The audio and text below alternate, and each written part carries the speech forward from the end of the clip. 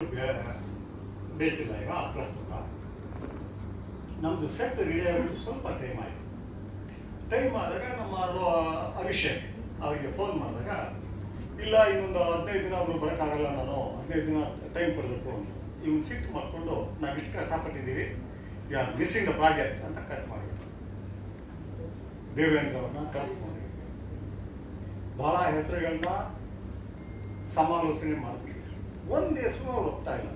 ಮತ್ತು ನೀವೇ ಹೇಳಿ ಅಂದಾಗ ನಾನು ಕೂತಿದ್ದೀನಿ, ನನ್ನ ತಮ್ಮ ಕೂತಿದ್ದಾನೆ ಬಸಂತ್ ಕುಮಾರ್, ಮತ್ತು ಅಭಿಷೇಕ್ ಕೂತಿದ್ದಾನೆ, ಬಚ್ಚನ್ ಕೂತಿದ್ದಾರೆ, ಪ್ರಭು, ಇನ್ನೂ ಒಬ್ರು ಯಾರೋ ಇದ್ರು ಸುನೋಜ್. ಇವರು ಎಷ್ಟು ಯಾವ ರೀತಿ ಹೇಳ್ಬಿಟ್ರು ಅಂದರೆ, ಅಣ್ಣ ನೀವು ಮಾಡಿದ್ರೆ ನಂಗೆ ಸಂತೋಷ, ನನಗೇನು ಕಾಮಿಡಿ ಮಾಡ್ತಿದ್ದಾರಲ್ಲ ಇವರು, ಸೀರಿಯಸ್ನೆಸ್ಸೇ ಇಲ್ವಲ್ಲ ಸೆನ್ಸಿಟಿವ್ ವಿಷಯದಲ್ಲಿ ಅಂತೇಳಿ ಏನು ಹೇಳ್ತಾ ಇದ್ರಿ ನೀವು, ನಾನು ಮಾಡೋಕ್ಕಾಗಲ್ಲ, ನಾನು ಮಾಡಲ್ಲ, ಆ ಆಸಕ್ತಿನೂ ಇಲ್ಲ ಇಲ್ಲ ಹಿಡಿಲೇ ಇಲ್ಲ. ಆಮೇಲೆ ಅಭಿಷೇಕ್ ಅವರು ಮಾಡೋಕ್ಕಾಗೋದಿಲ್ಲ, ಜಸ್ಟ್ ಫರ್ಗೆಟ್ ಇಟ್, ಅವ್ರು ಸ್ಟ್ರಿಕ್ಟ್ ಮಾತನಾಡೋದು. ನನ್ನ ತಮ್ಮ ಇವರು ಬಚ್ಚನ್ ಯಾರು ಬೇರೆ ಮಾಡಿ ಪ್ರೊಫೆಷನಲ್ ಆ್ಯಕ್ಟರ್ ಸಿಗ್ತಾರೆ. ಹೆಚ್ಚು ಕಮ್ಮಿ ನಾವು ಮಧ್ಯಾಹ್ನ 3 ಗಂಟೆಗೆ ಕೂತ್ಕೊಂಡವರು 8 ಗಂಟೆ ಆದರೂ ಬಗೆಹರಿತಾರೆ. ಫಸ್ಟು ಇವರು ಹೇಳ್ದಂಗೆ ಬಚ್ಚನ್ ಶುರು ಮಾಡೋದು. ಯಾಕೆಂದರೆ ಅಲ್ಲಿರೋರಲ್ಲಿ ನನ್ನ ತಮ್ಮ ಇರಲಿ ಯಾರೇ ಇರಲಿ, ನನ್ನ ಹಗಲು ರಾತ್ರಿ ಹೆಚ್ಚು ನೋಡಿರೋ ಕಣ್ಣುಗಳದೇ ಅಲ್ಲ, ಮಾಡ್ಬೋದೇನೋ ಅನಿಸುತ್ತೆ. ಅವ್ರು ಯಾಕೆ ಅಂತ ಕೇಳ್ಕೊಳ್ಳಿ. ಆಮೇಲೆ ನಮ್ಮ ಅಕ್ಕನಿಗೆ ಅವ್ರು ಕೂತಿರೋಗ್ಲೇ ಒಳಗಡೆ ಫೋನ್ ಮಾಡಿದೆ. ಯಾಕಂದರೆ ನನ್ನ ತಾಯಿ ಇಲ್ಲ, ನಮ್ಮ ಅಕ್ಕನ ತಾಯಿ ಸ್ಥಾನದ ನಾನು ನೋಡೋದು. ಏನಂತೆ ಹಂಗೆ ಕೇಳ್ತಿದ್ದಾರೆ ಅಂತ. ಮಾಡಪ್ಪ ನಿನ್ನ ಕೈಲಾಗತ್ತೆ ಪತ್ನಿ ಅಂತ ಕೇಳಿದೆ, ಮಾಡಿ. ಆದರೆ ಮಗಳು ಹೋಗ್ತಾ ಇಲ್ಲ, ಮೊಮ್ಮಕ್ಕಳು ಹೋಗ್ತಾ ಇಲ್ಲ, ಬೇರೆ ಯಾರು ಹೋಗ್ತಾ ಇಲ್ಲ. ಆಯಿತು ಎಲ್ಲರನ್ನೂ ಒಪ್ಪಿಸ್ತೀನಿ ಅಂತ ಹೊರಗಡೆ ಬಂದವನು ನಮ್ಮ ಅಕ್ಕ ಮತ್ತು ಪತ್ನಿ ಒಪ್ಪಿದ್ರು, ಕೈ ಕೊಟ್ಟೆ, ಹೋಗಿ ಇದ್ದೇವೆ ನಾನು ಮಾಡ್ತೀನಿ ಬೆಳಿಗ್ಗೆ. ರಾತ್ರಿ 11 ಗಂಟೆಗೆ ರೋಷನ್ ಫೋನ್ ಮಾಡ್ತಾನೆ, ಅಳ್ತಾ ಇದ್ದಾನೆ, ಅಕ್ಷರಶಃ ಅಳ್ತಿದ್ದಾನೆ. ದೊಡ್ಡಪ್ಪ ಬೇಡ, ನೀವು ಮಾಡೋದು ಬೇಡ, ಅಕಸ್ಮಾತ್ ನೀವು ಮಾಡಿದ್ರು ಬಾಬಾ ರೋಲ್ ಮಾಡಿ 20 ನಿಮಿಷ ಹೇಳ್ತಾ ಇದ್ದಾನೆ. ಇಲ್ಲ ಮಗನೇ, ನಾನು ಯೋಚನೆ ಮಾಡ್ಕೊಂಡು, ಇಲ್ಲ ದೊಡ್ಡಪ್ಪ ನೀವು ಮಾಡಬಾರ್ದು. ಯಾಕೆ ಅವನು ಹೇಳ್ದಾನೋ ಫಿಲಮ್ ನೋಡೋದು ಗೊತ್ತಾಗುತ್ತೆ ನಿಮಗೆ. ಮಾರನೇ ದಿನ ಕರ್ಸ್ಕೊಂಡು 1 ಅವರ್ ಎಕ್ಸ್ಪ್ಲೈನ್ ಮಾಡಿದೆ. ಅವನು ಗೊತ್ತಿದೆ ನಾನು ಕಲೆ ಮತ್ತು ಸಾಹಿತ್ಯ ಎಷ್ಟು ಆಸಕ್ತಿ ಇದೆ ನನಗೆ. ಆಗ ನಾನು ಹೇಳಿದೆ, ನೋಡಿ ಮಗನೇ, ನಾನು ಬೇರೆ ರೀತಿಯ ರೋಲ್ ಮಾಡಿದ್ದೆ. ಅಂದರೆ ಅಂಡರ್ವರ್ಲ್ಡ್ ಡಾನ್, ಸಮಾಜಕ್ಕೆ ಏನೋ ಉಪಕಾರ ಮಾಡ್ದ, ಇದು ಮಾಡ್ದ, ಕೆಲವು ಮಾಡಿದಾರಲ್ಲ, ಆ ಥರ ರೋಲ್ ಮಾಡಿದ್ರೆ ಕ್ಲೀಶೆ ಆಗುತ್ತೆ, ಚೆನ್ನಾಗಿರಲ್ಲ. ಮತ್ತು ಇನ್ನೇನೋ ಬೇರೆ ಥರ ಆರೋಪಿಸ್ಕೊಂಡು ಸಮಾಜ ಸುಧಾರಕ ಈ ಪೋಸ್ ಬೇಡ. ಇದೊಂದು ಕಲೆ. ಅಲ್ಲಿ ಕಾಣಿಸೋನು ಅಗ್ನಿ ಶ್ರೀಧರ್ ಅಲ್ಲ, ಕ್ಯಾರೆಕ್ಟರ್. ಯಾರೋ ಕೇಳಿದ್ರಲ್ಲ ಯಜಮಾನ್ರೇ ಅನ್ನೋ ಕ್ಯಾರೆಕ್ಟರ್. ಆ ಕ್ಯಾರೆಕ್ಟರು ಮತ್ತು ನನ್ನ ಏಜು ಇದು ಎಲ್ಲ ಸೆಟ್ ಆಗುತ್ತೆ. ನಾನು ಆ ಡಿಗ್ನಿಟಿಯಿಂದ ನಾನು ತೊಗೊಂಡೋಗ್ತೀನಿ. ನೋಡಿದ್ರು ಸಂತೋಷ ಪಡ, ಮಾಡ್ತೀನಿ ಮಗನಿಂದ ಅವನ್ನ ಹೆಚ್ಚು ಕಮ್ಮಿ ಒಪ್ಪಿಸೋದಕ್ಕೆ ಎಷ್ಟು ಅವರ್ಸ್ ಆಯ್ತು ನನಗೆ. ಅದಾದ್ಮೇಲೆ ಒಪ್ಕೊಂಡಿದ್ದು. ಯಾಕೆಂದ್ರೆ ನಾನು ಮನೆಯವ್ರ ಮೇಲೆ ಒಪ್ಪಿಸ್ಬೇಕಲ್ಲ. ಆಮೇಲೆ ನನ್ನ ಮೊಮ್ಮಕ್ಕಳು ಕೂರ್ಸ್ಕೊಂಡು ಮಾತಾಡಿದೆ, ನನ್ನ ಮಗಳಿಗೆ ಒಪ್ಪಿಸಿದೆ. ನೋಡಪ್ಪ ನಾನು ಮಾಡಿದೆ ಅನ್ನೋ ಕಾರಣಕ್ಕೆ ನೀವು ಯಾರಿಗೂ ಇದಾಗಲ್ಲ, ಬಟ್ ಅದನ್ನು ಎಷ್ಟು ಚೆನ್ನಾಗಿ ನಿರ್ವಹಿಸ್ತೀನಿ ನೋಡಿ ಅಂತ ಎಲ್ಲರಿಗೂ ಒಪ್ಪಿಸಿ. ಇದೇನು ಸೆಟ್. ಮತ್ತು ನನ್ನ ಲೈಫ್ನಲ್ಲಿ ಸೂಟ್ ಇವೆಲ್ಲ ಹಾಕಿಲ್ಲ. ನಾನು ಸಿಂಪಲ್ ಗೊತ್ತಲ್ಲ, ಪ್ಯಾಂಟು ಟೀ ಶರ್ಟು, ಇತ್ತೀಚೆಗೆ ಸ್ವಲ್ಪ ಶರ್ಟ್. ಸೊ ಇದರಲ್ಲೇ ಇದ್ದೀನಿ. ಹಾಕಿದವನೇ ಎಲ್ಲ ಸೂಟು. ನಾವು ಏನು ಹೊಲ್ಸ್ಕೊಂಡ್ಬಂದು ಕೊಟ್ಬಿಟ್ರು ಪ್ರೊಡ್ಯೂಸರು. ಆ ಛಾಯಾ, ಆ ಹೆಣ್ಮಕ್ಳು ಬಂದಿಲ್ಲೇನೋ, ಆ ಛಾಯಾ ಅಂತ ಹೇಳಿ ಪ್ಯಾರಿಸ್ನಲ್ಲಿ ಕಲಿತು ಬಂದಿರೋದು. ಯಾವುದನ್ನ ಈ ಡಿಸೈನಿಂಗು ಇದೆಲ್ಲ ಆಕೆ 5 ಸೂಟ್. ಏನು ಅಲ್ಲಿಂದ ಇಲ್ಲಿ ಓಡಾಡು, ಇಲ್ಲಿಂದ ಅಲ್ಲಿ ಓಡಾಡು. ಕಡೆಗೆ ಇವ್ರು ಗೊತ್ತಿಲ್ಲ, ಒಂದು ಸೂಟ್ ನಮ್ಮ ಮನೇಲಿ ಇಟ್ಕೊಂಡು ಸಿನಿಮಾ ಅಂದರೆ ಒಂದು ಇಟ್ಕೊಳ್ಳಿಲ್ಲ ನಾವು. ಬೇರೆ ಬೇರೆ ಇದಕ್ಕೆ ಪ್ರೊಡ್ಯೂಸರ್ ಬೇಕಾಗುತ್ತೆ. ನಾನು ಒಂದು ಸೂಟ್ ಇಟ್ಕೊಂಡು ವಾಕ್ ಮಾಡ್ತಾ ಇರೋದು, ನನ್ನ ಪುಟ್ಟು ಮಗು ಇದೆ, ಮೊಮ್ಮಗು, ಅದನ್ನು ಕೇಳೋದು. ಅದಕ್ಕೆ ಇದು ಆಶ್ಚರ್ಯದಿಂದ ನೋಡುತ್ತೆ, ಅಪ್ಪಲು ನೀವೇನೋ ಬೇರೆ ಥರ ಕಾಣ್ತಾ ಇದ್ದೀರಿ ಅಂತ. ಆಮೇಲೆ ಮೊಮ್ಮಕ್ಕಳನ್ನ ಕೇಳೋದು, ಮನೆಯವ್ರನ್ನ ಕೇಳೋದು, ಯಾರೋ ಫ್ರೆಂಡ್ಸ್ ಬಂದರೆ ಕೇಳೋದು. ಹೀಗೆ ಕೇಳ್ಕೊಂಡು ರೂಢಿ ಮಾಡ್ತಾರೆ. ಅದ್ರಲ್ಲಿ ಓಡಾಡೋದು, ಸೂಟ್ ಹಾಕದೇ ಇರೋ ಸೂಟ್ ಹಾಕಿದ್ರೆ ಗೊತ್ತಾಗುತ್ತೆ ಎಷ್ಟು ಕಷ್ಟ ಆಗೋಗುತ್ತೆ. ಅಂದರೆ ಈ ಫಸ್ಟ್ ಎಷ್ಟು ಬೇಗ ಕಿತ್ತೆಸಿಬೇಕಪ್ಪ ಅನಿಸ್ಬಿಡುತ್ತೆ. ಬಟ್ ನಾನು ಶೂಟಿಂಗ್ ಶುರು ಆಗೋ ಹೊತ್ತಿಗೆ ಐ ಬಿಕೇಮ್ ಟೋಟಲಿ ಪ್ರೊಫೆಷನ್. ಯಾಕೆಂದ್ರೆ ನನಗೆ ಒಂದಿದೆ, ಅದರಿಂದ ಸಣ್ಣ ವಯಸ್ಸಿಂದ ಇದೆ. ಯಾವುದಾದ್ರು ಕೆಲಸ ಕೈ ಹಾಕಿದ್ರೆ 100% ನನ್ನ ಇದನ್ನು ಕೊಟ್ಬಿಟ್ಟಿರ್ತೀನಿ. ನಾನು ಇಡೀ ಚೈತನ್ಯವನ್ನು ನಾನು ಕೊಟ್ಟಿರ್ತೀನಿ. ಹಾಗಾಗಿ ನಾನು ಒಪ್ಕೊಂಡೆ. ನನಗಿದ್ದದ್ದು ಒಂದೇ ಒಂದೇನು ಅಂದರೆ, ಇವತ್ತು ನಿಮ್ಗೆ ಹೇಳ್ತಿದ್ದೀನಿ, ಇವತ್ತು ಬೇಡ, ನಂದನ್ನು ಇವತ್ತು ರಿವೀಲ್ ಮಾಡೋದು ಬೇಡ. ಸಿನಿಮಾ ರಿಲೀಸ್ ಆಗೋ ಹಿಂದಿನ ದಿನ ಅಂದರೆ ಪ್ರೊಡ್ಯೂಸರ್ ಏನು ಮಾಡಿದ್ರು ಹೋಗಿಲ್ಲ. ನಮ್ಗಿರೋರ ಸ್ಟಾರ್ಗಳೇ ಒಂದು ಸಂಯುಕ್ತ, ಇನ್ನೊಂದು ನೀವು, ಮತ್ತು ನಿಮ್ಮ ಪರ್ಸೋನ ಬೇರೆ ಇದೆ. ನಾನೇನು ಪ್ರೊಡ್ಯೂಸರ್ ಒಪ್ಕೊಂಡಾಗ ಒಂದೆರಡು ಕೇಳಿಲ್ಲ ನಾನು. ನನ್ನನ್ನು ಜನ ಇಷ್ಟಪಟ್ಟಿದ್ದಾರೆ as an activist, as a writer.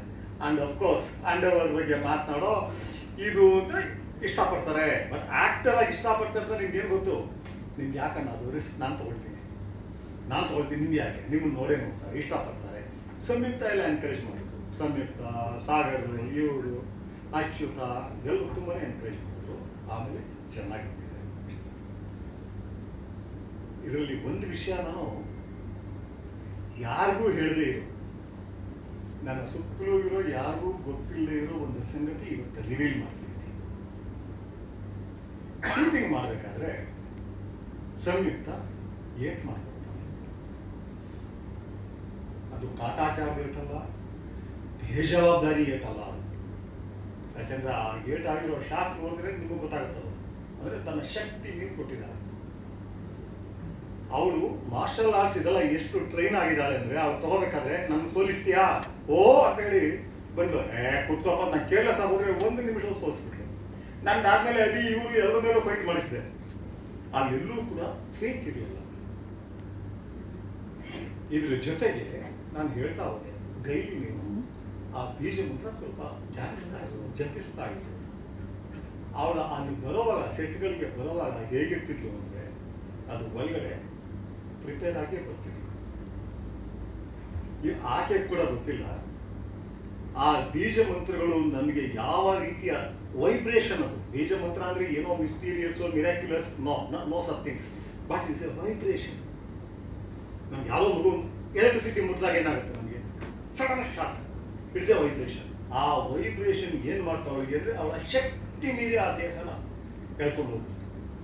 ನನ್ಗೆ ಗೊತ್ತಿತ್ತು. ಯಾಕೆಂದರೆ ಯಾವಾಗಾದ್ರೂ ಬೇಕಾದ್ರೆ ಬಚ್ಚನ್ನ ಕೇಳಿ ಹೇಳ್ತಾರೆ, ನಾನು ಯಾವತ್ತು ಧ್ಯಾನ ಹೆಚ್ಚಿಗೆ ಮಾಡಿದಾಗ ಗೋಡೆಗಳು ಹೊಡೆಯೋದು, ಮರಗಳು ಹೊಡೆಯೋದು, ಅದು ತೋರಿಸ್ಕೊಳ್ಳೋದಲ್ಲ ನಾನೊಬ್ಬನೇ ಇದ್ರು. ಕಾರಣ ಅಂದರೆ ಅದು ಎಳೆಯುತ್ತದೆ. ಆ ಕಾರಣ ಇದು ಈಕೆಗೂ ಆಯ್ತದು. ಆಕೆ ಆದ ಕಾರಣಕ್ಕೋಸ್ಕರ ಅಷ್ಟೆಲ್ಲ ಪ್ರಿಪೇರ್ ಆಗಿದ್ದಾಳೆ. ಮತ್ತು ಅಭಿಷೇಕ್ ಕೂಡ ಆಕೆನ ವಾರ್ಮ್ ಅಪ್ ಮಾಡಿಸಿ ಚೆನ್ನಾಗಿ ಇದಾದ್ಮೇಲೆ ಶಾಟ್ಗಳು ಹೋಗ್ತಾ ಇದ್ದು, ಫೈಟಿಂಗ್ ಶಾಟ್ಗಳಿಗೆ. ಎಷ್ಟಾಗಿ ಅವಳಿಗಾಯಿತು. ಇವತ್ತವರೆಗೂ ನಾನು ಹೇಳಿಲ್ಲ. ನನಗೆ ಅನಿಸಿತ್ತು ಯಾವತ್ತೋ ಒಂದ್ಸರಿ ಆಗುತ್ತೆ. ಯಾಕೆಂದ್ರೆ ಅದು ಶಕ್ತಿ ಮೀರಿ, ನಮ್ಮ ದೇಹದ ಮಿತಿಯನ್ನು ಮೀರಿ ನಮ್ಮ ಹೇಳ್ಕೊಂಡು ಹೋಗುತ್ತೆ. ಸೊ ಇದನ್ನು ನಿಮ್ಗೆ ಹೇಳಬೇಕಾಗಿತ್ತು. ಸೊ ಇದನ್ನು ಮಾಡಿದ್ದೀವಿ. ಇದು ಎ ಸರ್ಟಿಫಿಕೇಟ್ ಕೊಟ್ಟಿರೋದ್ರಿಂದ ಜನ ಅಂದ್ಕೊಳ್ಳೋದು ಮಹಿಳೆಯರಿಗೆ ಅಲ್ವೇನೋ ಅಂತ. ಇಲ್ಲಿ ಯಾವುದೇ ವಲ್ಗರ್ ಸೀನ್ ಇಲ್ಲ, ಗಾಬರಿ ಆಗುವಂಥ ನರಬಲಿಯ ವಿಷಯ ಇದ್ರೂ ಕೂಡ ಬಹಳ ಡಿಗ್ನಿಫೈಡ್ ಆಗಿ ಕ್ಲಾಸಿಕ್ ಆಗಿ ಯಾವ ಕಾರಣಕ್ಕೂ ಪ್ರತಿಯೊಬ್ಬ ಮಹಿಳೆ ನೋಡಬಹುದಾದ ಸಿನಿಮಾ ಇದು. ಅಂದರೆ ಮಹಿಳೆಯ ಬಲಿದಾನ ಅಲ್ಲ, ಒಂಟಿ ಮಹಿಳೆ ಬೀದಿ ವೇಷೆಯನ್ನ ಹೇಗೆ ಬಲಿಗೆ ಬಳಸ್ಕೊಳ್ತಾರೆ, ಇವತ್ತು ಬಳಸ್ಕೊಳ್ತಿದ್ದಾರೆ. ಇವತ್ತು ನಾನು ಮಾತನಾಡ್ತಾ ಇರೋ ಸಮಯದಲ್ಲೂ ಕೂಡ ಕಡಿಮೆ ಅಂದ್ರೂ ಹೆಚ್ಚು ಕಡಿಮೆ 70-80 ಹೆಣ್ಮಕ್ಳು ಬಲಿ ಆಗ್ತಾ ಇರ್ತಾರೆ ಪ್ರತಿ ಅಮಾವಾಸ್ಯೆಯಲ್ಲಿ. ಸೊ ಈ ಸಬ್ಜೆಕ್ಟ್ನ ನಾವು ಡೀಲ್ ಮಾಡಿದ್ದೀವಿ.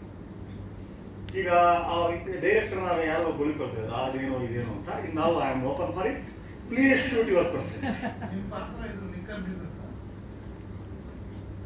S, liquor barren.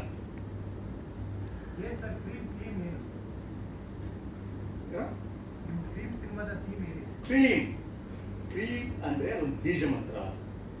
ಇದರ ಥೀಮ್ ವಸ್ತು ಏನು ಅಂತ ಹೇಳಿದ್ರೆ, ಸಬ್ಜೆಕ್ಟ್ ಏನು ಅಂತ ಹೇಳಿದ್ರೆ, ಹೆಣ್ಣುಗಳ ಬಲಿ, ಸಂಪತ್ತು ಮತ್ತು ಅಧಿಕಾರಕ್ಕೋಸ್ಕರ, ಪವರ್ ಅಂಡ್ ವೆಲ್ತ್ಗೋಸ್ಕರ ನರಬಲಿ ಹೇಗೆ ನಡೀತಿದೆ ಇವತ್ತು ಅನ್ನೋದು.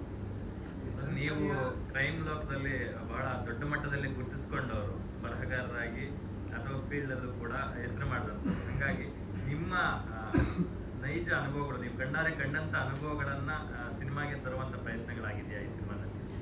ಇಲ್ಲಿ ತಂದಿರೋ ಘಟನೆಗಳು, ಸಿನಿಮೆಯ ಸ್ವಾತಂತ್ರ್ಯ ಇದ್ದೇ ಇದೆ, ಕ್ರಿಯೇಟಿವ್ ಫ್ರೀಡಮ್ ಇದೆ, ಯಾಕೆಂದ್ರೆ ಡಾಕ್ಯುಮೆಂಟರಿ ಎಲ್ಲ ಇದೆ. ಆದರೆ ಇಲ್ಲಿ ಬರೋ ಘಟನೆಗಳು, ಆ ಹೆಣ್ಣು ಮಕ್ಕಳ ಹತ್ಯೆಗಳು, ಇವೆಲ್ಲವೂ ಸಹ ಇಲ್ಲಿ ಬೆಂಗಳೂರಿನಲ್ಲಿ ನೀವು ಬದುಕಿರುವಾಗ ನಿಮ್ಮ ಕಾಣದ ಹಾಗೆ ಗೋಪ್ಯವಾಗಿ ಜರುಗಿರೋದು ನನ್ಗೆ ಗೊತ್ತಿರುವ ಆಗಿದೆ. ಅದೇ ರೀತಿ ಆಗಿದೆ. ಯಾಕೆ ಇಷ್ಟ ಆಯ್ತು ಸರ್ ಇಂಥ ಸಿನಿಮಾ ಮಾಡೋದಕ್ಕೆ? ಮುಂಚೆನೆ ಆಗ್ಲೇ ಆ ದಿನಗಳ ಟೈಮಲ್ಲೇ ಮಾಡ್ಬೋದಿತ್ತಲ್ವಾ? ಆ ದಿನಗಳ ಟೈಮ್ನಲ್ಲಿ ಇಷ್ಟು ಆಳವಾಗಿ ನನಗೆ ಗೊತ್ತಿರಲಿಲ್ಲ. ಎದೆಗಾರಿಕೆ ಟೈಮಲ್ಲಿ ಗೊತ್ತಾಯ್ತು. ನಾನು ಮಾಡ್ತೀನಿ ಅಂತ ಹೋದಾಗ ನನ್ನ ಸುತ್ತಲೂ ಇರೋರು ಗಾಬರಿ ಆಗ್ಬಿಟ್ಟು.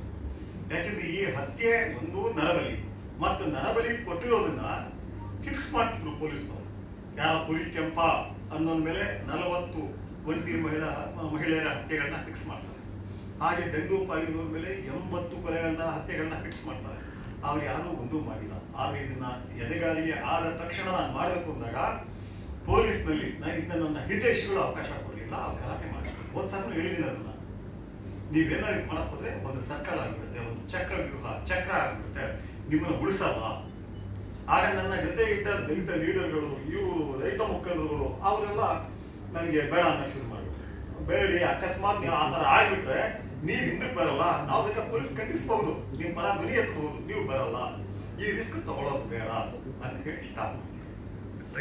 ಈಗ ಆ ಆಫೀಸರ್ಗಳೆಲ್ಲ ಇದ್ದಾರೆ ಆಗ್ಬಿಟ್ಟಿದ್ದಾರೆ. ನನಗೆ ಪೊಲೀಸ್ ವಿರುದ್ಧ ಅಲ್ಲ, ಇದು ವ್ಯವಸ್ಥೆ ಏನ್ ನಡೀತಿದೆ.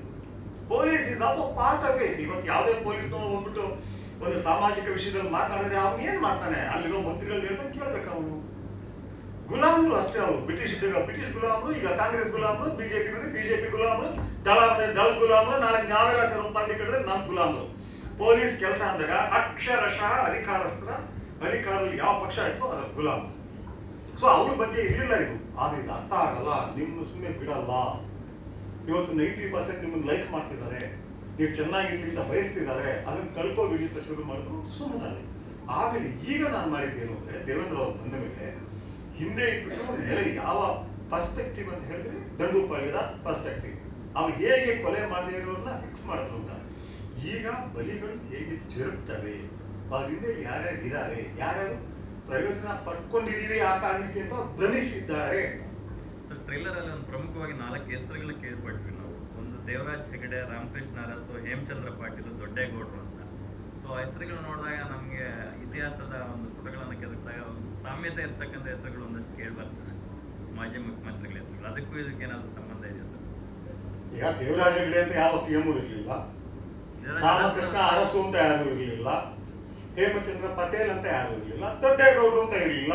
ನೀವು ಕನೆಕ್ಷನ್ ಕೊಡೋದಾದ್ರೆ ನನ್ನ ಅಬ್ಜೆಕ್ಷನ್ ಏನಿಲ್ಲ, ಕನೆಕ್ಷನ್ ಕೊಟ್ಟು ನಾವು ಕೊಡ್ತಿಲ್ಲ ಸರ್. ನೀವು ನಿಮ್ಮ ಇದು ಕನೆಕ್ಷನ್ ಇದೆಯಾ ಅಂತ ನಂಗೆ ಕೇಳ್ತಾ ಇರೋದು ನಿಮ್ಮ ಪ್ರಕಾರ.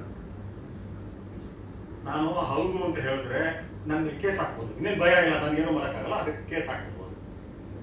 ನಾನು ಅಕಸ್ಮಾತ್ ನೀವು ಬಯಸ್ತಾ ಇದ್ದೀವಿ ಅಂತ ಹೇಳಿಬಿಟ್ರೆ, ನಾನು ಅಕಸ್ಮಾತ್ ಇಲ್ಲ ಅಂತ ಹೇಳಿದ್ರೆ ಸುಳ್ಳಾಗುತ್ತೆ.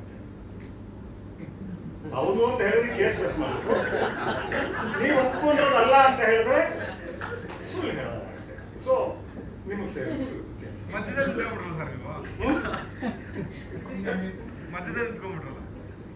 ಈಗ ನಾನು ಹೇಳ್ತಿದ್ದೀನಲ್ಲ, ನೀವು ಯಾವ್ಯಾವ ಮುಖ್ಯಮಂತ್ರಿಗಳ ಹೆಸರು ಇಲ್ಲಿ ಧ್ವನಿಸ್ತಿದೆ ಅಂದ್ರಿ ಅಲ್ವಾ? ಹೌದು ಅಂತ ನನ್ನ ತಕ್ಷಣ ಕೇಸ್ ಆದ್ರೆ ನೀವೆಲ್ಲ ಬರ್ತೀರಾ, ಕೋರ್ಟ್ ಕಲಿಬೇಕಾಗಿರೋದು ನಾನು ಇನ್ನೇನು ಮಾಡೋಕ್ಕಾಗಲ್ಲ. ಅವರು ನಾನು ಚಾಲೆಂಜ್ ತಗೊಳ್ತೀನಿ, ಕೋರ್ಟ್ ಕಲಿಬೇಕಾಗ. ಇಲ್ಲ ಅವ್ರು ಯಾರು ಇಲ್ಲ ಅನ್ಕೋಬೇಡಿ ಅಂತ ಹೇಳಿದ್ರೆ ನಾನು ಸುಳ್ಳು ಹೇಳೋಕೆ ಇಷ್ಟ ಇಲ್ಲ. ಇಲ್ಲ ಸರ್, ನಾವು ಒಂದಷ್ಟು ಆಕ್ಟಿವಿಸ್ಟ್ಗಳನ್ನ ನೋಡಿದೀವಿ. I don't want to name them. ಗಾಳಿಯಲ್ಲಿ ಗುಂಡು ಹಾರಿಸುವಂತ ಒಂದಷ್ಟು ಆಕ್ಟಿವಿಸ್ಟ್ಗಳನ್ನ ನೋಡಿದೀವಿ. ದೊಡ್ಡ ವಿಚಾರಗಳು ಬಂದಾಗ ದೊಡ್ಡವರ ಹೆಸರುಗಳೇರಿ ಮಾಧ್ಯಮಗಳ ಮುಂದೆ ಪ್ರಚಲಿತವಾಗಿ ಮತ್ತೆ ಹಿಂದಕ್ಕೆ ಇಲ್ಲ ಅಂತ ಹೇಳ್ತಾರೆ, ತಪ್ಪು ಹೇಳ್ತಿದ್ದಾರೆ ಅಂತಾರೆ. ನಾನು ಹೇಳ್ತಾ ಇಲ್ಲ, ಬಟ್ ನೀವೇ ಬರ್ದಿದ್ದೀರಾ, ಹಾಗಾಗಿ ನಾವು ನಿಮ್ಮನ್ನೇ ನೇರವಾಗಿ ಕೇಳ್ತಾ ಇದೀವಿ. ಇದು ಅವರ ಹೆಸರುಗಳಿಗೂ ಈ ಸಿನಿಮಾ ಕಥೆಗೂ ನಂಟಿದೆಯಾ ಅಂತ. ನಾನು ಹೇಳ್ಬಿಟ್ನಲ್ಲಪ್ಪ, ನಾನು ಹೇಳ್ದೆ ಅಲ್ವಾ, ನಂಟಿದೆಯಾ ಇಲ್ಲ, just you draw the conclusion. ಯಾಕಂದ್ರೆ ಪ್ರೊಡ್ಯೂಸರ್ ಅಲ್ಲಿ ಕೂತಿದ್ದಾರೆ, ಕೋಟ್ಯಾಂತರ ರೂಪಾಯಿ ಹಾಕಿದ್ದಾರೆ, ಕೋಟ್ಯಾಂತರ ರೂಪಾಯಿ. ಬಹುಶಃ ನಾನು ನನ್ನ ಬಗ್ಗೆ ನಮ್ಮ ಆರ್ಟ್ ಡೈರೆಕ್ಟರ್ ಎಲ್ಲ ತುಂಬಾ ಪ್ರೀತಿ ವಿಶ್ವಾಸ ಇಟ್ಕೊಂಡಿರೋದಕ್ಕೆ ಹೆಚ್ಚು ಕಮ್ಮಿ ಆಗ್ಲೂ ಸಾಕಷ್ಟು ಬಜೆಟ್ ಇದೆ. ಇಲ್ಲ ಅಂದ್ರೆ 20 ಕೋಟಿ ಮೀರುವಂತ ಒಂದು ಸಿನಿಮಾನ ಧೈರ್ಯ ಮಾಡಿ ಹಾಕಿದ್ದಾರೆ. ತಮಾಷೆ ವಿಷಯ ಅಲ್ಲ. ನಾನ್ ಬೇಕಾದ್ರೆ ಹೇಳ್ತೀನಿ, ಈ ಮಿನಿಸ್ಟ್ರಿಗೇನೆ ಇದೇ ಕಾರಣ, ಇಂಥವ್ರ ಜೊತೆ ಹೀಗೆ ನಡೀತು, ಇವತ್ತು ನಡೀತಿದೆ. ಅಕಸ್ಮಾತ್ ಸ್ವಲ್ಪ ಇದಾದ್ರೆ ಸಿನಿಮಾ ತರ ತೊಂದರೆ ನೋಡಿದ್ರಿ ಎಕ್ಸಿಬಿಷನ್ ಎಲ್ಲ. ಆ ಕಾರಣಕ್ಕೆ ಇವತ್ತು ಹೇಳಲ್ಲ, ಫಿಲಮ್ ಬಂದು ಹೋಗ್ಲಿ ಆಮೇಲೆ ಮಾತಾಡೋಣ. ಇವತ್ತಿಗೂ ಇದ್ದಾರೆ ನರಬಲಿ ಕೊಡ್ತಾ ಇರೋ ದೊಡ್ಡ ಇವರು ನಾಯಕರುಗಳು ಮತ್ತು ಬಿಸ್ನೆಸ್ ಮನ್ಗಳು ಇವತ್ತು ಇದ್ದಾರೆ. ನಿಮಗೆ ಜೀವ ಬಲಿ ಇದ್ದಾಗ ಯಾಕೆ ನೀವು ಆಶ್ಚರ್ಯ ಪಡ್ತೀರಿ? ಎಷ್ಟು ಕೊಡ್ತಾ ಇಲ್ಲ? ಕುರಿ, ಕೋಳಿ, ದನ, ಇದು ಕೋಣ ಗೊತ್ತಿಲ್ಲ ನಿಮಗೆಲ್ಲ, ಎಷ್ಟು ಬರ್ತಾ ಇಲ್ಲ. ಆದರೆ ಶ್ರೇಷ್ಠವಾದ ಬಲಿ ಯಾವುದು? ಮನುಷ್ಯ. ಸಿಂಪಲ್ ಆಗ ಅವರ ಅಧಿಕಾರಕ್ಕೋಸ್ಕರ, ಸಂಪತ್ತಿಗೋಸ್ಕರ ಏನ್ ಬೇಕಾದ್ರೂ ಮಾಡ್ತಾ ಇದ್ದಾರೆ. ಎಲ್ಲ ರೀತಿ ಮಾಡ್ತಾರೆ. ಹೋಮ, ಇದು ಪ್ರಾಣಿ ಬಲಿ ಇವೆಲ್ಲ ಶುರು ಮಾಡ್ತಾರೆ ಗೌಪ್ಯವಾಗಿ, ಯಾಕೆಂದ್ರೆ ಕಾನೂನು ವಿರುದ್ಧ ಇದೆಯಲ್ಲ ಮಾಡ್ತಾರೆ. ನರಬಲಿ ವಿಚಾರವಾಗಿ ನಿಮ್ಮ ಅಗ್ನಿ ಪತ್ರಿಕೆಯಲ್ಲಿ ಎಷ್ಟು ಆರ್ಟಿಕಲ್ಸ್ ಬಂದಿರ್ಬೋದು? ಸ್ವಲ್ಪ ಅಗ್ನಿ ಪತ್ರಿಕೆ ನಾವು ನಂತರ ಚಾನೆಲ್ಗೆ ಇದು ಮಾಡಿಬಿಟ್ರಿ. ಆ ಸಮಯದಲ್ಲಿ ದಂಡುಪಾಳ್ಯ ಎಲ್ಲ ಬರ್ತಿದ್ವಿ, ಆದರೆ ಇಂತಿಂತವರೆಗೆ ಕೊಡ್ತಿದ್ದಾರೆ ಅಂತ ಬರ್ತಿರ್ಲಿಲ್ಲ. ಯಾಕೆಂದ್ರೆ ಇದು ಅತಿ ಬಹಳ ಗೌಪ್ಯವಾಗಿ ನಡೆಯೋ ಸಂಗತಿ. ಈಗ ನನ್ಗೆ ಗೊತ್ತು ಯಾರು ಮಾಡ್ತಿದ್ರು, ಯಾರನ್ನ ಬಳಸ್ಕೊಳ್ತಿದ್ರು, ಇದೇ ಹೇಳ್ತಿದ್ದವ್ರು ಯಾರು ಅಂತ.